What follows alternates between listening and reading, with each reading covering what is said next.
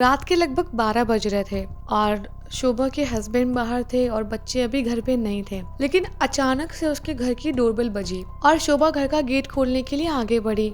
और जैसे उसने और जब वो रास्ते में आगे बढ़ रही थी तो सोच रही थी इस टाइम कौन होगा, चलो देखती हूँ। तो जैसे ही शोभा ने गेट खोला, सामने उसकी दोस्त नंदिनी खड़ी थी। वो उसके बचपन की दोस्त थी और वो उसको बहुत मानती थी। अब बचपन के दोस्तों का लगाव ही अलग होता है ना, मतलब साथ में बड़े हुए, साथ में स्कूलिंग, सब कुछ, मतलब पूरी लाइफ लगभग साथ में हो जाती है ना, बचपन से जवानी। तो वो फीलिंग अलग ही होती है अपनी दोस्त को एकदम से ऐसे देखना। तो शोभा नंदिनी को देख के बहुत खुश हुई, मतलब अरे एकदम से क्या सा सरप्राइज मिला है। तो बोली कम से कम आने की खबर तो कर देती यार, मैं कुछ अच्छा सा बना के रखती खाने के लिए या फिर अपना प्रिपरेशन करती कुछ, और कब तक रुकेगी, चलिए सब बता।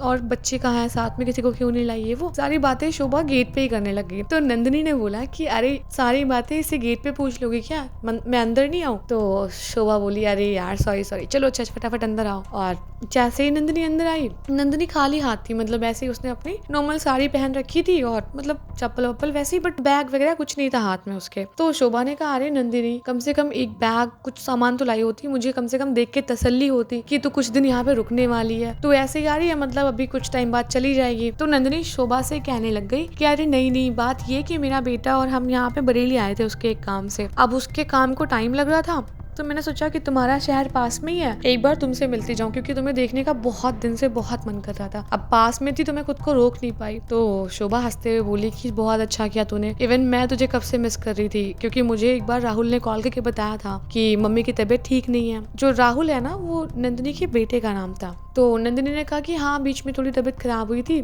लेकिन फिर कुछ टाइम बाद दवा वगैरह चली और ऐसे हॉस्पिटल वगैरह में मैं बोर हो जाती थी, तो ऐसे थोड़ा बहुत ठीक है, बट अभी ऐसा कुछ इशू नहीं है। तो शोभा ने कहा चल अच्छी बात है यार, बाकी कोई इशू तो नहीं है ना। तो बोली नहीं अभी सब बहुत बढ़िया, अभी कोई सीन नहीं है, अच्छा चल रहा है। तो नंदिनी ने बोला कि शोभा एक बात बता, ये सारी बातें करके मेरा पेट भर देगी या कुछ अच्छा खाने को भी खिलाएगी। तो शोभा ने कहा अरे बता ना क्या खाएगी। तो शोभा ने कहा कि अरे मेन बात तो ये ना कि मेरे हस्बैंड अभी शाम को मतलब वो निकले दिल्ली के लिए, तो बहुत सारे मतलब खाना बनाया था मैंने, सब्जी सूखी सी पड़ी हुई है, जीरा आलू की, और ऐसे आलू गोभी बनाए थे मैंने, उनको जो टिफिन में मतलब मैंने पैक करके दिया था। थोड़ी सी पूड़ियाँ पड़ी हुई हैं, तो तू बता ना कुछ और खाएगी, वरना फिर दाल वगैरह भी है वो गर्म कर दूं, सब अभी शाम को बनाया था। तो नंदिनी ने कहा कि हाँ वैसे तो ठीक है, ये भी खाना अच्छा है, तू तो वैसे भी सब कुछ इतना अच्छा बनाती है, लेकिन एक काम करना, फ्रिज कहाँ पे, मुझे एक बार दिखा यार क्या क्या सब्जी पड़ी हुई है, वो देखे कुछ अच्छा सा बना ताज़ा एकदम। तो शोभा ने कहा हाँ किचन में चल मैं दिखाती हूँ। तो शोभा ने कहा लेकिन एक काम कर, किचन में जाने से पहले ना फटाफट अपने कपड़े चेंज कर ले, और मैं ना तुझे ला के देती हूँ अपने ऐसे ही गाउन है वो पहन ले, और रात में वो कंफर्टेबल रहेगी, वही पहन के सो जाना। तो नंदिनी ने बोला कि हाँ यही सही रहेगा, चल मैं एक बार फ्रेश होके भी आती हूँ वॉशरूम से। क्योंकि ये लोग बचपन के दोस्त थे ना, तो बचपन से ही मतलब वो होता है ना दोस्तों में कपड़े वपड़े शेयर कर लेते हैं, ऐसा कोई सीन नहीं होता। तो यहाँ पे भी वही सीन था, कपड़े वपड़े अपना मतलब उसने दे दिए और नंदिनी ने कपड़े चेंज किए और किचन में आई, देखा तो किचन में ऐसे ही थोड़ा बहुत मतलब मटर वगैरह पड़ी हुई थी और थोड़ा बहुत मतलब और सामान पड़ा हुआ था। तो नंदिनी कहने लग गई कि यार एक काम करना, कचौड़ी बनाते हैं मटर की, बहुत दिन से नहीं खाई और बहुत मन कर रहा है। तो शोभा ने कहा अरे हाँ कोई नहीं, मैं अभी झटपट बनाती हूँ, तो बैठ जा, मैं फटाफट बना के और लेके आती हूँ। तो नंदिनी बोलने लग गई कि नहीं अभी तू अकेले मत बना, मैं भी हूँ यहाँ पे, हेल्प करूंगी कुछ ना कुछ। तो उसने कहा चलो ठीक है कोई नहीं।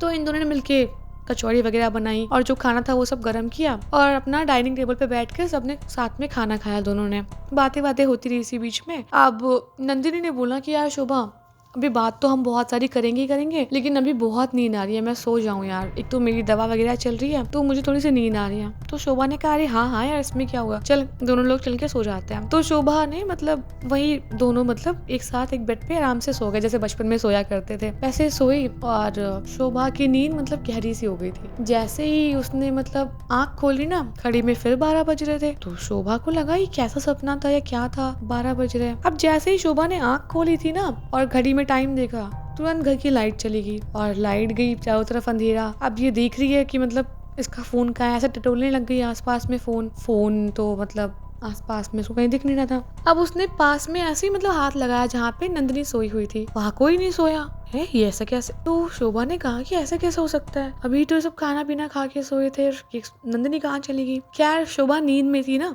तो उसने मतलब फोन अपना उठाया और सोचा टॉर्च जला के एक बार नंदिनी को पूछ लेती हूँ कहाँ पे अंधेरे में कहीं वॉशरूम में तो नहीं फंस गई। अब जैसे ही शोभा ने फोन उठाया देखा उसका फोन डेड था, मतलब बैटरी बिल्कुल भी नहीं थी उसमें, इवन ऑन तक नहीं हुआ था। अब शोभा ने कहा ये क्या हो गया यार, फोन में बैटरी नहीं है, नंदिनी पता नहीं कहाँ है। अब उसको ध्यान नहीं रहा, उसको लगा चलो वॉशरूम में गई होगी, तो वो बेड के पास में ही थी, तो अपना फोन चार्जिंग पे लगाया और वापस से लेट गई। वापस से लेटी, फोन उसने कोशिश की थी ऑन करने की, तो हल्का फुल्का फोन ऑन हुआ था, वैसे ही चार्जिंग पे लगा के वो सो गई। अब जब शोभा सो गई थी और एकदम से ना उसकी नींद खुली 4 बजे के आसपास, क्योंकि उसका फोन बज रहा था। जैसे उसने फोन उठाया तो उधर से उसका पति था, बोला कि शोभा तुम्हारा फ़ोन कहाँ था?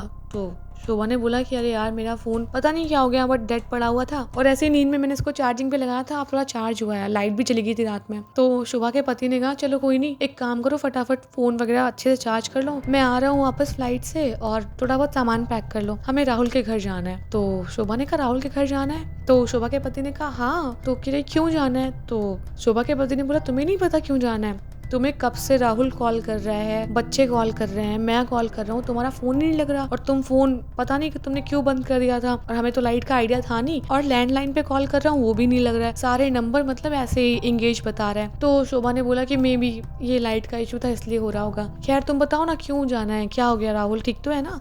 तो शोभा के पति ने कहा राहुल तो बिल्कुल ठीक है, लेकिन राहुल ने कॉल पे बताया हमें कि अभी कुछ टाइम पहले से उसकी मम्मी की तबीयत काफ़ी ख़राब थी। तो नंदिनी जो है वो रिसेंटली उसको बरेली में एडमिट करवाया था राहुल ने, लेकिन रिसेंटली उनकी डेथ हो गई, मतलब कल शाम को, और यही सब बताने के लिए हम तुम्हें कॉल कर रहे थे। जैसे ही मुझे राहुल ने कॉल किया, लेकिन तुम्हारा फ़ोन लग ही नहीं रहा, और मैं जानता हूँ तुम बहुत परेशान होगी, लेकिन तुम ध्यान रखना अपना फिलहाल जब तक मैं नहीं आता, और प्लीज़ परेशान मत होना, जो भी होगा मतलब मिलके संभालेंगे, जो भी दुख सुख होएगा फेस करेंगे। अब उधर से तो शोभा का पति बोल रहा था, इधर से शोभा को समझ नहीं आ रहा था कि ये बोल क्या रहे और क्यों बोल रहे ये सब। अभी तो नंदिनी यहीं पे सोई है, लेकिन जैसे ही शोभा की निगाह गई ना बिस्तर के इस कोने पे जिस साइड नंदिनी सोई हुई थी, क्योंकि अब तो लाइट जल रही थी, अब अंधेरा घर में था नहीं, वहाँ नंदिनी थी ही नहीं, मतलब उसका जो साइड वाला एक दूसरा साइड था बिस्तर का, वहाँ कोई नहीं सोया था, शोभा अकेले सोई थी। शोभा बहुत ज़्यादा परेशान हो गई। एक तो उसकी दोस्त अभी उससे मिलने आई, इतनी सारी बातें हुई, सब कुछ खाया पिया, सब कुछ हुआ, क्या सब कुछ सपना था?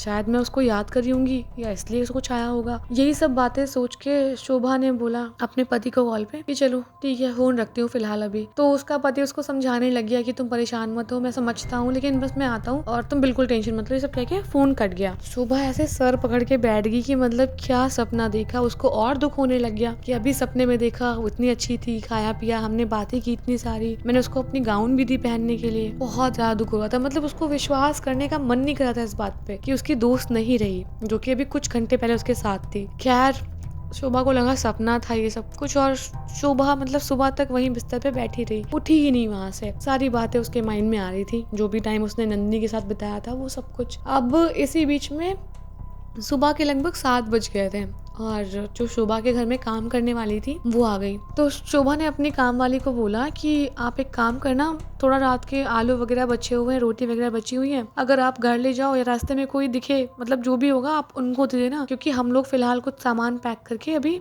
जा रहे हैं। क्योंकि आप अगर जाओ तो चली जाओ, क्योंकि हमने जो भी रात में बनाया था, आपने बर्तन धुली दिए थे, उसके बाद से मैंने किचन इस्तेमाल किया ही नहीं है और सब कुछ साफ पड़ा हुआ है किचन में, और आप जाओ आराम से, कोई ज़रूरत नहीं है अभी फ़िलहाल, मतलब हम बहुत इमरजेंसी है, हमें निकलना पड़ेगा यहाँ से। तो काम वाले आंटी ने बोला कि चलो ठीक है, मैं एक बार किचन चेक कर लेती हूँ और जो भी खाना वगैरह होगा एक्स्ट्रा वो निकाल के लेके जाती हूँ। तो शोभा ने बोला हाँ हाँ ठीक है आप जाके देख लो। फिर शोभा अपने कपड़े वपड़े पैक करने लग गई भारी मन से। तभी शोभा की काम वाली आंटी आई और शोभा को बोलने लगी, दीदी आप तो कह रही थी कि कोई भी मतलब सामान नहीं हमने इस्तेमाल किया है, सारे बर्तन साफ पड़े हुए हैं, लेकिन किचन तो कितना फैला हुआ पड़ा है, पूरा आटा बिखरा हुआ है, और मटर की कचौड़ी बनाई थी आपने क्या, मतलब 3-4 अभी बची हुई रखी है। शोभा ने कहा क्या, मटर की कचौड़ियाँ कहाँ रखी हैं?